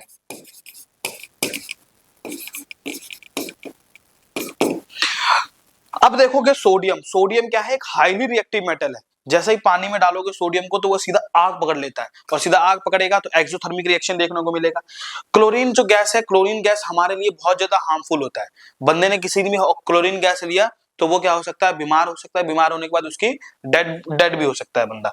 तो देखोगे तो क्लोरीन इतना खतरनाक गैस है, क्लोरीन, और सोडियम भी इतना खतरनाक मेटल है। भाई ये मेटल है और ये नॉन मेटल है, दोनों इतने बड़े बड़े खतरनाक और हाईली रिएक्टिव मेटल दोनों मिल जाते हैं तो हमारा क्या बन जाता है, कॉमन सॉल्ट बन जाता है, एक अलग ही बात बन जाती है। तो यहाँ देखोगे जो हमारे दोनों खतरनाक जो चीज है, सोडियम और क्लोरीन जो है, इतना हाईली रिएक्टिव है, और ये दोनों मिल जाते हैं तो हम एक साधारण नमक की तरह इसको हम घर में यूज करते हैं। तो क्या हुआ था कि जो क्लोरीन जो गैस है ना, यहाँ पे क्लोरीन जो गैस है वो हाईली रिएक्टिव है। इसको वर्ल्ड वॉर, जैसे हिटलर वाला चैप्टर तो पढ़ा होगा क्लास 9th में, हिटलर वाला एक चैप्टर है वर्ल्ड वॉर के समय, कि भाई वहां पे जो क्लोरीन गैस का यूज किया गया था, एक छोटा सा एक बोल जाता था, बोतल लेते थे, उसके अंदर क्लोरीन गैस डाल के और वो फेंकते थे। तो उसमें क्या हो गया, जो हिटलर के जो सारे सेना वेना जो लोग थे वो इस क्लोरीन गैस का यूज कर रहे थे। अब वो क्या करते थे, दूसरे दूसरे धूरी राष्ट्र वाले बंदे के ऊपर, मतलब हाँ मित्र राष्ट्र के ऊपर, धूरी राष्ट्र के तो खुद ही थे, तो उसके ऊपर मित्र राष्ट्र वालों के ऊपर फेंक रहे थे। तो क्या हुआ, ये क्लोरीन गैस को जैसे ही फेंका ना, उसको बोतल से भर भर के फेंकते थे। तो जो जो उन लोग फेंकने वाले थे, जो हिटलर के जर्मनी के लोग थे, वही मरने लग गए। क्यों मरने लग गए? क्योंकि जो हवा जो थी उनके अपोजिट फ्लो कर रही थी। जैसे वो फेंक रहे थे तो जो हवा जो थी उनके जर्मनी की ओर ही वो बहने लग गए। तो सारे जो क्लोरीन जो गैस थी वो उनके ना मरने के कारण हमारे, मतलब उनके जर्मनी के देश के सारे जो सेना थी वो खुद ही मरने लग गई। मतलब इन्होंने क्या करा, अपनी कुल्हाड़ी अपने ही पैर पे मार ली। ठीक है, तो ये कहानी थी और बढ़िया मजेदार कहानी है कि जैसे ही दूसरे के मारने की सोची तो बंदा खुद ही मरने लग गया, सारे उसके साइंटिस्ट लोग। तो ये काफी ज्यादा फनी कहानी थी। ठीक है, चलो ये हो गया। तो इसके अंदर क्या है, मिक्सचर में देखोगे, ये तो हमने बता दिया भाई एलिमेंट और कंपाउंड के ऊपर। हाँ, इस कंसिस्ट, ये क्या है, the constituent can be separate only by the chemical reaction, by electrochemical reaction. इसको हम क्या कर सकते हैं, सेपरेट कैसे कर सकते हैं, जब आप केमिकल रिएक्शन को कराओगे। ठीक है, और मिक्सचर क्या है, एलिमेंट और कंपाउंड जस्ट मिक्स टुगेदर, मतलब इसको मिक्स करेंगे, form the mixture and no new compound is formed. कोई न्यू कंपाउंड फॉर्म नहीं होता। मिक्सचर हैज वेरिएबल कंपोजिशन होता है। Mixture show properties of the constituent substance होता है। The constituent can be separate fairly, क्या होता है, fairly easily by the physical method. इसको फिजिकल मेथड के द्वारा हम इसको इजिली सेपरेट कर सकते हैं। तो ये हो गए हमारे किस पे, मिक्सचर और कंपाउंड के ऊपर। अब यहां देखोगे तो ये मजेदार बात है, convert the following temperature kelvin to Celsius. जब सेल्सियस को आप केल्विन में कन्वर्ट करोगे तो देखो एक इजी ट्रिक बताता हूं, कोई आसान ट्रिक बिल्कुल। तो देखो क्या है, क्या याद करना है कि, अरे यार अच्छा कलर लेता हूं बढ़िया,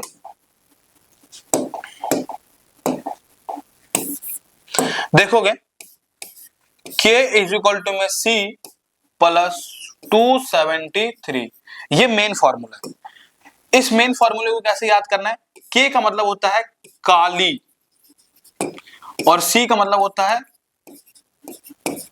चरण, 273। तो देखोगे K इज इक्वल्स टू क्या है, K इज इक्वल टू में C प्लस 273, ये हमारा हो गया काली चरण 273। ये हमारे को केल्विन को सेल्सियस में चेंज करने में हेल्प करेगा, मदद करेगा। जैसे इसी का मैं फॉर्मूला एक यूज करूं तो यहाँ पे क्वेश्चन दे दिया जाता है, मान लो आपको केल्विन दिया गया है, केल्विन कितना दिया गया है, 200 दिया गया, 200 केल्विन दिया गया। ठीक है, तो बोलेंगे कि भाई सेल्सियस बताओ कितना होगा, तो क्या करो, K की वैल्यू बस K की जगह डाल दो। तो देखो K की जगह डालेंगे तो K इज इक्वल टू में C प्लस 273 हो जाएगा, ये प्लस है तो इधर आएगा माइनस, तो 200 माइनस 273 इज इक्वल टू में C। तो C क्या हो जाएगा, बड़ा साइन माइनस का लेगा तो यहाँ पे सिर्फ क्या आ जाएगा, 73 बच जाएगा, प्लस माइनस माइनस हो जाएगा, तो 273 में से 200 गया तो यहाँ पे कितना आ गया, एक माइनस में 73 आएगा। ये इतना बात पता चल गया सेल्सियस से केल्विन में। तो ऐसा ही सारा क्या है, क्वेश्चन आराम से इजीली हो जाएंगे। तो देखो, तो यहाँ पे केल्विन दिया है जिसको हमें कन्वर्ट करना है किसमें, केल्विन से कन्वर्ट करना है किसमें, सेल्सियस में चेंज करना है, बदलना है। तो देखो इसमें फॉर्मूला लगेगा वही वाला, K इज इक्वल टू में C प्लस 273। तो K जो है, अब यहाँ केल्विन तो दिया गया है कितना है, 300, तो यहां डालेंगे इसकी जगह पे 300 इज इक्वल टू में C प्लस 273। तो देखोगे ये प्लस में इधर आएगा माइनस में, तो C कितना हो जाएगा, 300 माइनस 273। तो C की वैल्यू हो गई, 300 में से 73 जाएगा तो कितना आएगा, 27 डिग्री सेल्सियस यहाँ पे बच जाएगा। तो ये आप बता सकते हो भाई 27 डिग्री सेल्सियस है, तो 27 डिग्री सेल्सियस जो होगा वो वाटर होगा, लिक्विड होगा, सॉलिड होगा। तो देखो 0 डिग्री से ज्यादा है तो यहाँ पे क्या एग्जिस्ट करेगा, वाटर। यहाँ पे होगा वाटर फेस होगा, ये यहाँ पे वाटर देखने को मिलेगा। अब देखो 573 का चेंज करना है, किसका 573 का, तो लगाओ k इज इक्वल टू में c plus 273, k is equal to में c प्लस 273। तो k की वैल्यू कितनी है 573 इज इक्वल टू में c प्लस 273। तो ये प्लस में इधर आएगा माइनस में, तो c की वैल्यू क्या होगी 573 माइनस 273। तो 573 में से 273 जाएगा तो 300 आएगा ना, 300 आएगा। तो यहाँ पे 300 डिग्री सेल्सियस, और 300 डिग्री सेल्सियस पे क्या दिखता है भाई 100 से अबव है, तो यहाँ पे क्या दिखेगा गैस फेज दिखेगा, गैस दिखेगा। अगला करो, अगला क्या है बहुत इजी है, c प्लस 273। पॉज करो और ट्राई करो भाई, बताओ कितना आ रहा है। ठीक है ये होता है, बाकी मैं सॉल्यूशन करता हूँ फिर उसके बाद मिला लेना। तो देखो k की वैल्यू कितनी है 273 प्लस 273, तो c की वैल्यू क्या होगी प्लस है तो माइनस आएगा 273 माइनस 273। तो 273 में से 273 गया तो यहाँ पे क्या आएगा वाटर, मतलब हो गया 0 डिग्री सेल्सियस होगा यहाँ पे। भाई 0 डिग्री सेल्सियस क्या सही था तुम्हारा, सही होगा तो कमेंट करो बिल्कुल। अब 0 डिग्री सेल्सियस हो गया तो यहाँ पे क्या देखने को मिलेगा, सॉलिड भी हो सकता है और बताओ भाई सॉलिड भी हो सकता है और लिक्विड भी हो सकता है। तो सॉलिड लिक्विड दोनों के दोनों हो सकते हैं इस फेज पे। ये तो केल्विन से सेल्सियस में चेंज करने का था। अब मान लो इसका ऑपोजिट दे दे तो कोई घबरा लेने वाली बात नहीं है, सेम फॉर्मूला लगेगा, सेल्सियस की जगह पर डालना है 250 और के की वैल्यू निकालना है। तो क्या करना है convert the following temperature, Celsius से केल्विन में चेंज करना है। तो देखो लगाना है k इज इक्वल टू में c प्लस 273। तो अब यहाँ पे k तो हमें निकालना है, c की वैल्यू कितनी है 250 प्लस 273। जब आप जोड़ोगे इसको टोटल जोड़ो कितना आ रहा है, तो 3 और 0 कितना होगा 3 हो जाएगा, 7 और 5 कितना होगा 7 5 12, हासिल का 1 4 और 1 5। तो यहाँ पे कितना केल्विन आएगा 573 केल्विन आएगा। और ये कौन सा फेस है देखो 0 से ज्यादा है, मतलब 100 से ज्यादा है, तो यहाँ पे क्या दिखेगा गैस फेज दिखेगा। ये हो गया कितने डिग्री मतलब कितना केल्विन हो गया 523 केल्विन हो गया। अब देखो 100 का क्या होगा k इज इक्वल टू में c 273। तो k निकालना है, c कितना है 100 प्लस 273। तो यहाँ पे कितना आएगा 273 और 100 कितना होता है 373 हो जाएगा, 373 केल्विन। ये होगा 373। 100 डिग्री पे क्या दिखेगा भाई 100 डिग्री पे गैस भी देखने को मिलता है और लिक्विड दोनों देखने को मिलता है, तो ये होगा liquid. 0 degree k is equal to में c प्लस 273, c की वैल्यू 0 तो k इज इक्वल टू में g प्लस 273। तो k कितना आ गया 273 ही आ गया, और 273 आ गया तो यहाँ पे क्या दिखेगा 0 डिग्री सेल्सियस पे क्या दिखता है सॉलिड और लिक्विड, सॉलिड और लिक्विड देखने को मिलेगा। ये हो गए हमारे केल्विन से सेल्सियस, सेल्सियस को केल्विन। कोई दिक्कत बात नहीं है, क्लियर हो गई भाई, क्लियर हो गई, क्लियर हो गई। आगे चले, आगे चले क्या, आगे चले बताओ आगे चले क्या। अब देखते हैं आगे क्या है। अब ये जो हो जाता है हमारा केल्विन से सेल्सियस, अब तो हमने क्वेश्चन वाला सारा पार्ट जो है वो कंप्लीट कर दिया। अब बात आती है लॉ ऑफ केमिकल कॉम्बिनेशन, मतलब अब शुरू हो जाएगा यहां से हमारा सारा का सारा लॉ, जो सारे 9th क्लास में लॉ पढ़ा होगा, law of conservation of energy, law of conservation of mass, ये सारे के सारे लॉ इसके अंदर सारे के सारे ऐड हो रखे हैं। ठीक है तो देखते हैं आगे। तो देखोगे तो इसके अंदर लॉ ऑफ लॉ पहले देखते हैं सारे भाई कौन से लॉ है। तो पहला शुरू करते हैं इजी लॉ जिसका नाम है लॉ ऑफ कंजर्वेशन ऑफ मास। भाई 9th क्लास से इजी से पढ़ते हुए आ रहे हैं इतने सालों से। तो law of conservation of mass क्या है, तो देखो law of conservation of mass ये होता है mass can neither be created not be destroyed, easy सी बात है। तो देखो law of conservation of mass क्या होता है, according to law of conservation of mass, किसके according to law of conservation of mass the total mass of reactant is equal to product of mass. जैसे बोला है कि जितना रिएक्टेंट में मास होगा उतना ही प्रोडक्ट में मास होगा। जैसे हमने 10th में पढ़ा भाई रिएक्टेंट जो होते हैं वो रिएक्ट करते हैं, रिएक्टेंट मिलते हैं और क्या बना देते हैं ये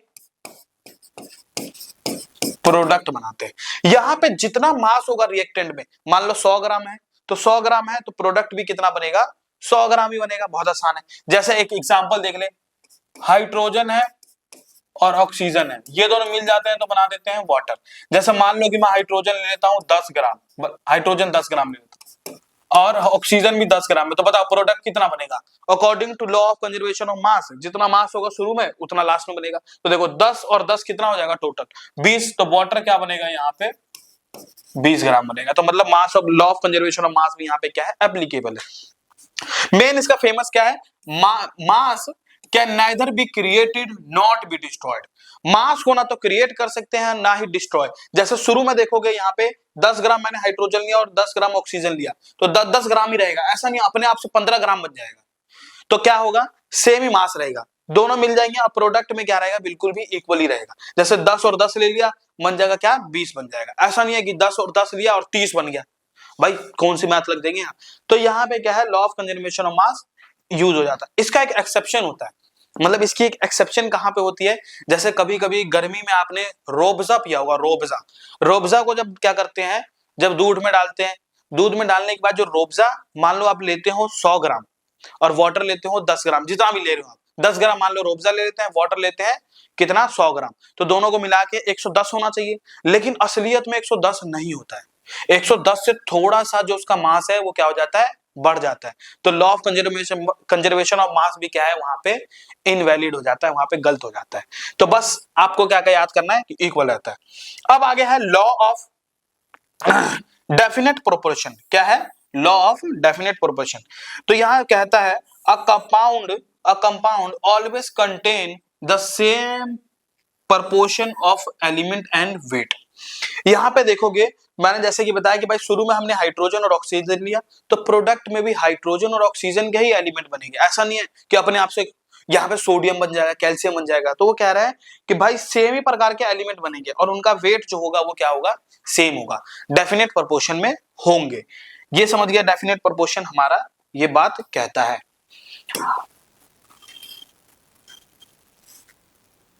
ये हो गई बात डेफिनेट प्रोपोर्शन। अब यहां पे आती है बॉइलिंग पॉइंट, मेल्टिंग पॉइंट क्या होता है, लेटेंट हीट क्या होती है। लेटेंट हीट का मतलब होता है कि भाई ये देखो लेटेंट हीट क्या है कि हमें ऐसा एक छोटा सा हीट चाहिए जिसको हमें क्या कर दे, 1 kg को हम उसके फेस में चेंज करते हैं। तो देखो लेटेंट हीट का क्या मतलब है, ये भी एक प्रकार का क्या होता है, हीट, जिसको हम डिनोट करते हैं किससे, Q से कर देते हैं। तो देखो the amount of heat required to change of 1 gram solid to किस में कन्वर्ट करेंगे, liquid, that state at a melting point at atmospheric pressure. Atmospheric pressure जब हम क्या करें 1 kg को किस में चेंज कर दें, लिक्विड में, और जो हीट जो रिक्वायर होगी 1 kg को बदलने के लिए सॉलिड से लिक्विड में, उस हीट को हम कहते हैं लेटेंट हीट कहते हैं। लेटेंट हीट बदल गया। अब इसी में हमने क्या कर दिया, बॉइलिंग और मेल्टिंग पॉइंट को हमने बदल दिया, चेंज कर दिया, अलग कर दिया, कुछ अलग फेज कैरेक्टरिस्टिक्स में आगे इसके बदल दिया हमने। तो देखो क्या है बॉइलिंग और मेल्टिंग क्या होता है। बॉइलिंग का मतलब होता है बॉइल करना, किसी भी चीज को गर्म करना, गर्म करते जा रहे इतना उबाल मार दिया उसको। जैसे पानी है, पानी को गर्म करते जाओगे, उबाल दिया पूरा पानी, खौला दिया पानी, तो वो क्या हो जाएगा, बॉइलिंग हो जाएगा। मेल्टिंग का मतलब होता है कोई भी चीज का पिघलना, पिघलना। जैसे बर्फ है, बर्फ को थोड़ी देर तक रख दोगे तो बर्फ क्या हो जाएगा, पिघल जाएगा, तो इसका मतलब उसके अंदर क्या हो जाएगी, मेल्टिंग हुई। तो बॉइलिंग पॉइंट क्या होता है, तो देखो the temperature at which liquid boils to form the vapor at an atmospheric pressure is called boiling point. Boiling point of water कितना होता है, 100 डिग्री सेल्सियस होता है। कह रहा है कि भाई लिक्विड से जब आप पानी को गर्म करते जाओगे तो वो किस में कन्वर्ट हो जाएगा, वेपर में कन्वर्ट हो जाएगा। जब आप गर्म करते जाओगे पानी को, उबालते जाओगे तो पानी क्या होगा, उसमें से निकल के और सारा कहां बदल जाएगा, हमारे गैस में कन्वर्ट हो जाएगा, गैस में कन्वर्ट हो जाएगा।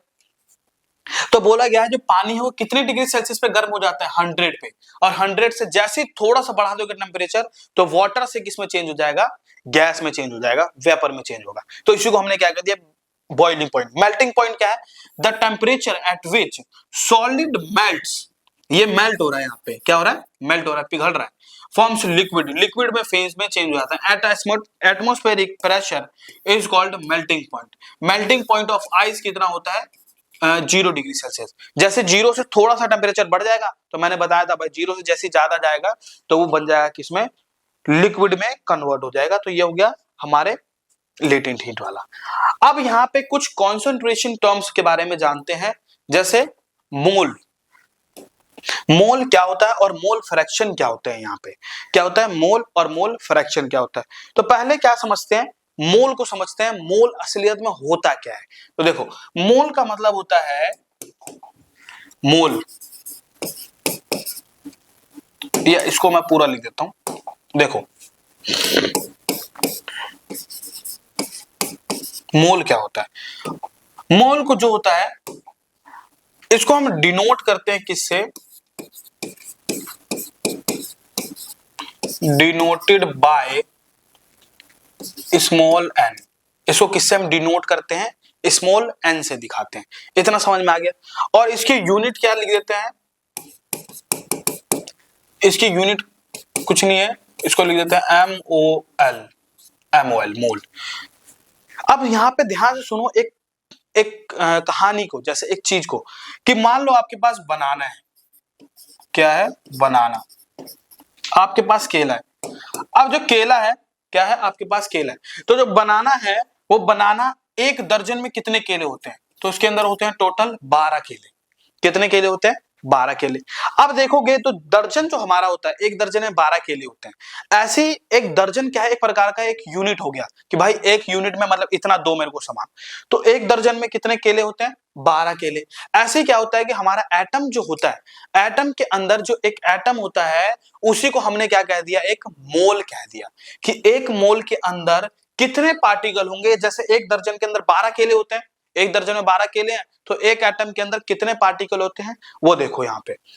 तो एक मोल जो होता है हमारे पास, वो एक मोल होता है 1 मोल, जिसको हम पार्टिकल लिख देते हैं। इसको याद करना है 6.022 10 की पावर 23 इतने पार्टिकल होते हैं इसके अंदर। इतना समझ में आ गया, एक एटम के अंदर, ठीक है, किसके अंदर, एटम के अंदर। इतना समझ में आ गया। इसी को हम कह देते हैं अलग एक टर्म्स में, जिसको बोलते हैं Na, अवोगाद्रो नंबर। Na क्या है हमारा, अवोगाद्रो,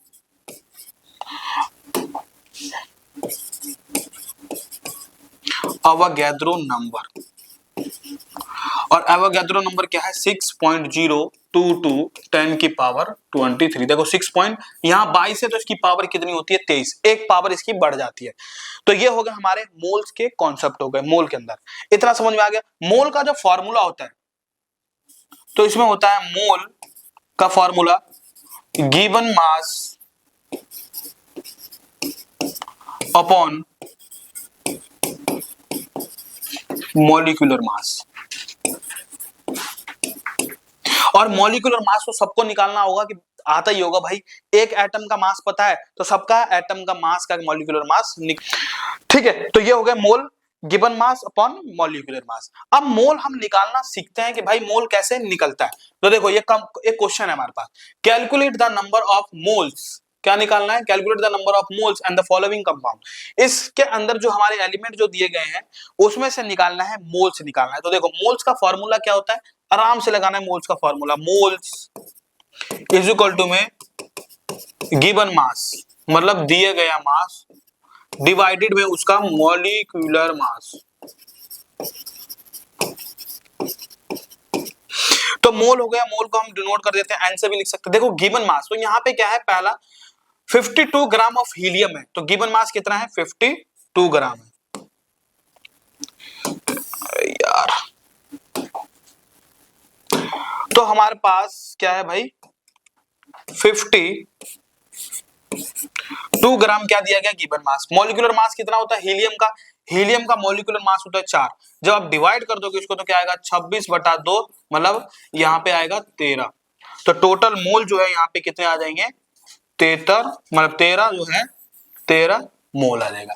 अब ऐसे निकालना है कार्बन डाइऑक्साइड, तो मोल लगाना है formula, mole is equal to में क्या होगा, given mass upon molecular mass, ये हो गया। तो देखोगे तो मोल गिवन मास कितना है यहाँ 44 डिवाइडेड बाय मॉलिक्यूलर मास कितना है, कार्बन डाइऑक्साइड का मॉलिक्यूलर मास कितना होता है, तो यहाँ साइड पे निकालो।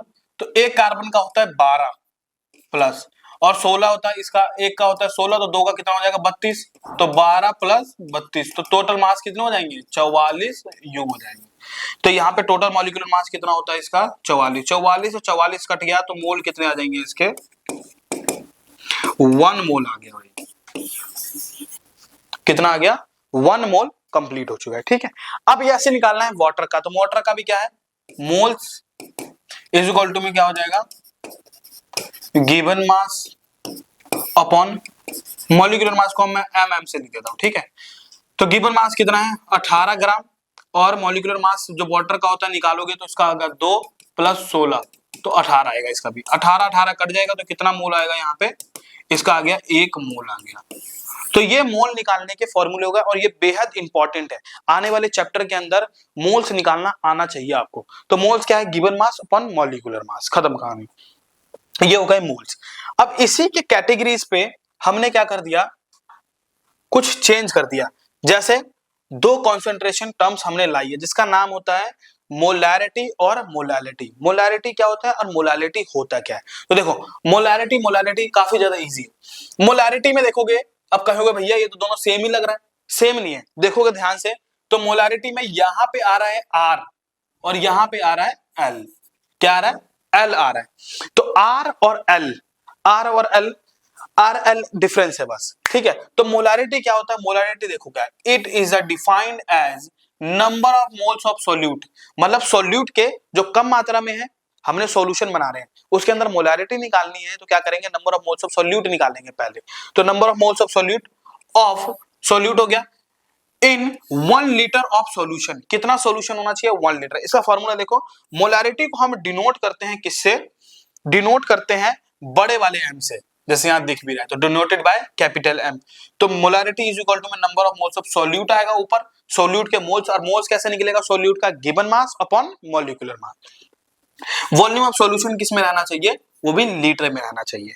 ये क्या होता है टेम्परेचर डिपेंडेंट होता है, टेम्परेचर डिपेंडेंट आने वाले समय पे क्या करूंगा बताऊंगा कि ये टेम्परेचर डिपेंडेंट क्यों होता है, क्योंकि आइडियल गैस इक्वेशन होता है पीवी इज इक्वल टू में एनआरटी होता है, वहां पे वॉल्यूम टेम्परेचर पे डिपेंड करता है, इसलिए टेम्परेचर जब वॉल्यूम होगा तो टेम्परेचर जब चेंज करेंगे तो वॉल्यूम भी क्या हो जाएगा चेंज हो जाएगा। इसका मतलब देखोगे तो यहाँ पे वॉल्यूम है तो वॉल्यूम होगा, इसका मतलब ये टेम्परेचर पे क्या होगा डिपेंडेंट होगा। इसका यूनिट क्या है मोल पर लीटर, भाई मोल्स की यूनिट होती है मोल और किसी भी वॉल्यूम को नापना है लीटर में तो लीटर, तो मोल्स पर लीटर हो जाएगा। सेम क्या मोलैरिटी, मोलैरिटी इसका उल्टा हो जाता है, तो molarity is defined as the number of moles of solute present in the 1 kg of solvent, वो भी सॉल्वेंट है और यहाँ सॉल्यूशन है, देखोगे यहाँ पे लीटर है 1 लीटर और यहाँ पे 1 kg है, तो 1 kg हो गया। फॉर्मूला क्या होता है मोलैलिटी का, मोलैलिटी को डिनोट करते हैं किससे स्मॉल m से डिनोट करते हैं, तो number of moles of solute divided by क्या है mass of solvent in KG में करना है। ये टेम्परेचर इंडिपेंडेंट होता है, तो यूनिट क्या है इसका मोल पर केजी, यहाँ मोल्स पर लीटर था और वहां मोल्स पर केजी हो गया। तो ये हमारे कॉन्सेंट्रेशन टर्म्स क्या हो गए कवर हो चुके हैं, तो ये हो गए कॉन्सेंट्रेशन टर्म्स। अब बात आती है हमारे पास एक क्वेश्चन को कर लेते हैं, पहले क्या कर लेते हैं एक क्वेश्चन को कर लेते हैं, काफी इजी क्वेश्चन है। देखो ये क्वेश्चन है ऑन कन्वर्टिंग 25 ग्राम मतलब 25 डिग्री सेल्सियस और 38 डिग्री सेल्सियस दिया है and 66 degree Celsius to kelvin, मतलब इसको केल्विन में बदलना है। तो देखो पहले क्या है 25 डिग्री सेल्सियस, तो 25 डिग्री सेल्सियस को मैं चेंज करूंगा तो क्या होगा K इज इक्वल टू में C प्लस 273 लगाऊंगा, तो देखोगे तो केल्विन कितना आएगा 25 प्लस 273, 25 और 273 जब जोड़ोगे तो कितना आएगा, जोड़ के देखो कितना आएगा 298 केल्विन, 298 केल्विन। तो हमारा पहला जो है 298 केल्विन, देखोगे तो इसमें 298 केल्विन है और इसमें 298, ये इसमें 298, मतलब ये वाला जो ऑप्शन है वो क्या हो जाएगा कट जाएगा भाई, इसमें तो 273 है तो ये तो ऑप्शन होगा ही नहीं। अगला निकाल के देखते हैं, अगला ये पहला हो गया। दूसरा है 38 डिग्री सेल्सियस, तो K इज इक्वल टू में 38 प्लस 273, 73। अब इसको जोड़ोगे तो कितना आएगा, 8 और 3 कितना होता है, इसको इधर साइड में जोड़ लेते हैं यार। 8 और 3 कितना होगा, 11, 1 तो 7 3 10, 10 और 1 11, 1 3, मतलब 311 केल्विन। दूसरा है 311 केल्विन। तो देखो कौन सा है 311, एक तो इसमें 311 है और किसी में नहीं है, तो ऑप्शन नंबर कौन सा हो जाएगा, ऑप्शन नंबर फर्स्ट हो गया। और ये तो है ही नहीं, यहाँ तो 300 है और यहाँ पे 310 है, तो ये ऑप्शन गलत, ये ऑप्शन गलत। तो हमारा आंसर कौन सा हो जाएगा, आंसर नंबर फर्स्ट, क्योंकि यहाँ पे 311 सिर्फ इसी में था और किसी में ऑप्शन में ही नहीं है। तो हमारा इजी द क्वेश्चन यहाँ पे हो जाता है और ये पूछा भी गया है पहले। अब लास्ट टॉपिक के ऊपर आते हैं जिसका नाम है हमारा मोल फ्रैक्शन। क्या है मोल फ्रैक्शन, क्या होता है। हमने क्या किया, सॉल्यूट और सॉल्वेंट लिया, कोई भी सॉल्यूट और सॉल्वेंट। तो सॉल्यूट और जब सॉल्वेंट लिया तो उसके पहले क्या करेंगे, सॉल्यूट के मोल्स निकालेंगे और सॉल्वेंट के, फिर उसका मोल फ्रैक्शन निकालना है। मतलब फ्रैक्शन का मतलब होता है जिसका निकालना है ऊपर और टोटल कहाँ आएगा नीचे। जैसे फॉर्मूला यहाँ पे देखोगे, मोल फ्रैक्शन ऑफ ए, और ए किसका डिनोट, किसको दिखाता है, सॉल्यूट को दिखाता है। किसको दिखाएगा, सॉल्यूट को। और बी किसको दिखाएगा, सॉल्वेंट को। ठीक है, तो यहां पे मान लो मोल फ्रैक्शन ऑफ ए निकालना है आपको, तो मोल्स लिखना है किसके ऊपर, ए के लिखना है moles, divided by total moles, total A का और बी का, मतलब सॉल्यूट और सॉल्वेंट का दोनों का ऐड करना है, मोल्स नीचे, मोल्स निकालना है। तो मोल्स ऊपर निकाल के रखेंगे सॉल्यूट का और डिवाइडेड बाय टोटल मोल्स। ऐसे बी का निकालना है मान लो, तो बी का ऊपर रखेंगे मोल्स और टोटल मोल्स कहां रखेंगे, नीचे रखेंगे। तो मोल्स क्या होता है, it is the ratio of moles of particular, क्या है, particular component of the total number of moles. तो यहां पे बोला गया है टोटल जो मोल्स है वो हमें कैलकुलेट करना है of the solution if the substance A जो होगा वो dissolve in the substance B. A क्या हो रहा है, बी के अंदर डिसॉल्व हो रहा है, and their number of moles, moles A. तो मोल्स ए जो होगा वो, जो मोल्स ए जो है उसका मोल्स निकालना पड़ेगा, एंड जो बी होगा, यहां बी होगा, B respectively, then the mole fraction of A B is given. तो फॉर्मूला क्या है, पहले तुम्हें सॉल्यूट और सॉल्वेंट के मोल से निकाल लेना है, निकालने के बाद जिसका मोल फ्रैक्शन निकालना है, मान लो सॉल्यूट का निकालना है तो सॉल्यूट ए दिखाता है तो सॉल्यूट का ऊपर मोल्स रखना है और डिवाइडेड बाय टोटल मोल्स। मान लो सॉल्यूशन का निकालना है तो टोटल ऊपर जाएगा और भले क्या नाम है, जिसका निकालना है वो ऊपर और वो नीचे। तो हमारा जो चैप्टर है वो क्या हो जाता है, यहाँ पे पूरा चैप्टर जो है वो कंप्लीट हो जाता है। तो हमने पूरे अच्छे तरीके से, पूरे जोश के साथ इस चैप्टर को हमने क्या कर दिया है, खत्म कर दिया है। तो मिलते हैं हम नेक्स्ट चैप्टर में। Thank you. लेक्चर अच्छा लगा हो तो कमेंट में टाइप कीजिए, लाइक कीजिए, सब्सक्राइब कीजिए, और ये सारे हमारे मोटिवेशन को बढ़ाते हैं। तो पाईटीच पे आने वाले अभी नेक्स्ट कुछ सेशन होंगे जिसमें हमने क्या करेंगे, level up one shot revision बढ़िया से नोट्स बनाकर करेंगे। Thank you, goodbye. बाबूजी भंडारा करवा दो बाबूजी। बाबूजी का भंडारा के लिए बीड़ी का भंडारा, सुनाई बीड़ी का भंडारा बाबूजी। 3 दिन से टट्टी नहीं उतरी इनके बाबूजी, बस भंडारा करवा दो बाबूजी। कितने की है बीड़ी? बीवी ये 8 बीड़ी है बाबूजी, ये आपको पड़ेंगी 25 रुपए बाबूजी, 25 रुपए। ज्यादा नहीं लगा रहे तुम बीड़ी का? 30 रुपए जमाना दे रहा बाबूजी, हम 25 रुपए लगा रहे हैं, आपके लिए गैस का दाम बढ़ा है। चलो बांटो। ये लो बाबूजी बीड़ी लो बाबूजी, बाबूजी बीड़ी लो बाबूजी, बीड़ी पकड़ो बाबूजी। तुम्हारा टट्टी नहीं उतर रहा, हमारा बहुत टेंशन बढ़ गया बाबूजी। हाँ बाबूजी, बाबूजी बीड़ी लो बाबूजी, देखो कितना परेशान है बाबूजी। ये बाबूजी आपकी बीड़ी बाबूजी, बाबूजी लीजिए। आप आ जाइए बाबूजी, रोज सिगरेट का करवा दीजिए कल बाबूजी। बाबूजी तुमने पी? नहीं मैंने नहीं पी। कितनी पियोगे? हम चार पी लेंगे। 4 पी लोगे? आपके सामने पियेंगे बाबूजी। पी के दिखाओ, चलो पी के दिखाओ। देखिए बाबूजी, अभी देखिए आपके सामने। माचिस दो बाबूजी, माचिस दो बाबूजी। अभी पीऊंगा बाबूजी, आपके सामने पीऊंगा बाबूजी। इसके भी पैसे देने पड़ेंगे? मर जाएंगे बाबूजी, गरीब आदमी है बाबूजी। इसके पैसे नहीं दूंगा मैं। बाबूजी आप पैसे नहीं देंगे तो सब आपकी मानी